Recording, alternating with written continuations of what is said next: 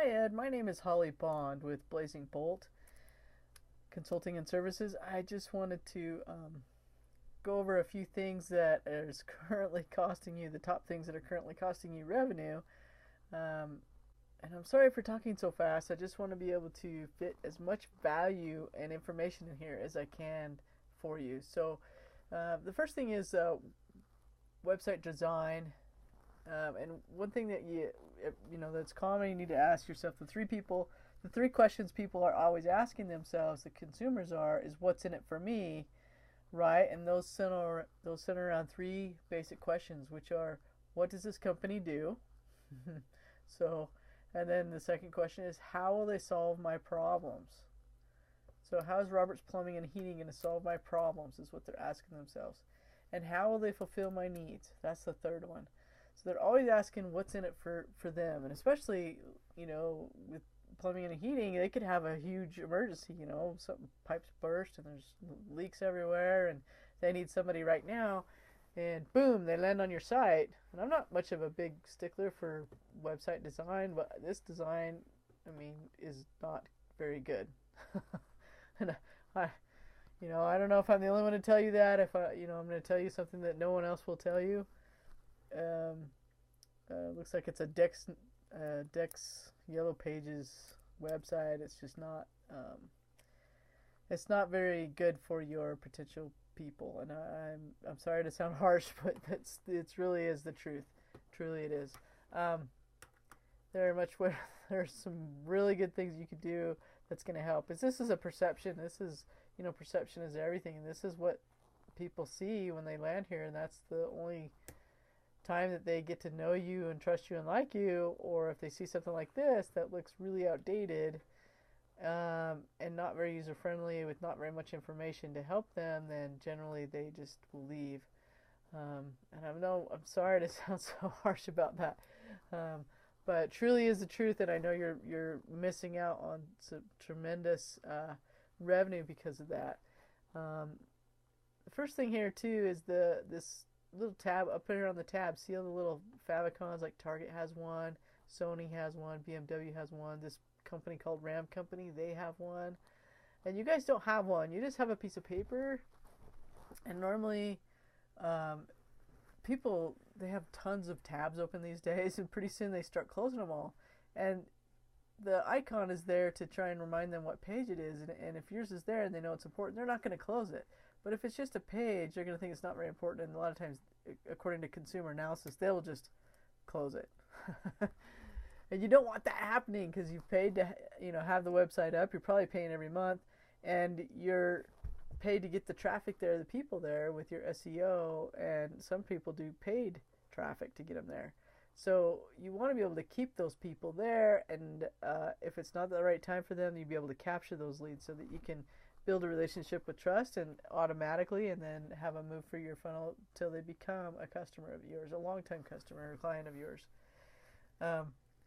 So that's your favicon that needs to be addressed and fixed. But the very biggest thing right off the bat, besides your website needing to be fixed and overhauled, is it's not mobile responsive. So when you rebuild it, you need something that's going to be, it's called mobile responsive design. And what that does is, see, right now people come here and they have to scroll to the left and scroll to the right, and then there's this scroll button in there too. That's kind of hard to use too. There's not really a very good, usually you have a navigation bar, you have this, they have to scroll up and down and sideways and pinch and squeeze and zoom, and we know from customer analysis that the people are not they're going to get frustrated, and it's just really difficult to use, and so they're going to leave. They just won't mess with it. It's too frustrating for them to use that on their mobile device, and so they'll just leave and go to someone else who is mobile optimized, where they can get the information that they need, or the help that they need immediately, and have a good user experience. Now, how you fix this, as we said, is you just need a responsive design theme on your website, and then what that does is it makes it so that anytime anybody accesses your website from an iPhone, from an iPad, from any of those mobile devices, smart smartphones or iPads or what is the other thing? Tablets, any of those mobile devices, anytime they access it from that, then it's going to look great. We know that statistics say that over 46% now are using their mobile devices to research, to shop, and to make decisions online, even buy online, through their mobile devices, and that number is rapidly increasing. So there's revenue right there off the top that you're missing out on. Let's just go down the line here really quickly. Navigation, as we said, really you should have some testimonials on there with some either video or pictures on there so that they know they're real people, and that's going to instill confidence. It's going to instill trust, and then they're going to, feel like they're going to know you and like you because other people like you and know you. Video will help you with that as well as ranking. You don't have a frequently asked questions button on there. That's one of the main things people are going to want to know, especially like things like, is this, do you do free estimates? Is this going to be covered on my homeowner's insurance, or do you do free bids? Stuff like that. I mean, they're going to want to know that, and there's no place to access that here on your site. And so that's kind of important to have a frequently asked question. There's not a call to action on here. That's the next thing. A call to action is simply, you want them to do something when they get there. You want to engage your prospects so that you can help them become your future clients and customers, so that you can get them to refer other business. And that's another thing. You can have a referral system in place as well, so that people are constantly referring people into you, and so you're going to get increase your business that way, increase your revenue that way. If you don't have that installed, you can set one up that's virtually automatic that way as well. So you need to have a call to action, and whether that's get 20% off your first heating check service by signing up here or whatever. Just something that you want them to do. Okay, and then next is your local SEO. So let's just go over here to Google and see where you rank. Let's do Palmer's Junction, Palmer's Grand Junction, and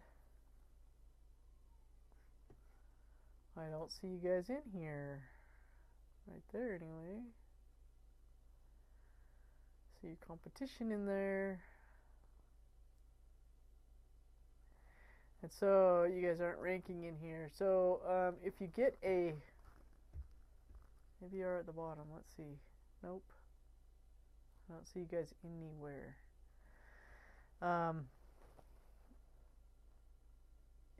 Yeah, that's another reason. If you have a responsive design site that's built on a WordPress platform, it's called, then you're going to rank up here on the first page, and we can do some SEO to make sure you rank here on the first page. And SEO, all it means is search engine optimization. So it just means things that you can do on your website to make it so that you pop up right there on the first page of Google, so that when people have a problem or they're looking for a plumber or heating services, then they just click on one of those choices and you'll be right there.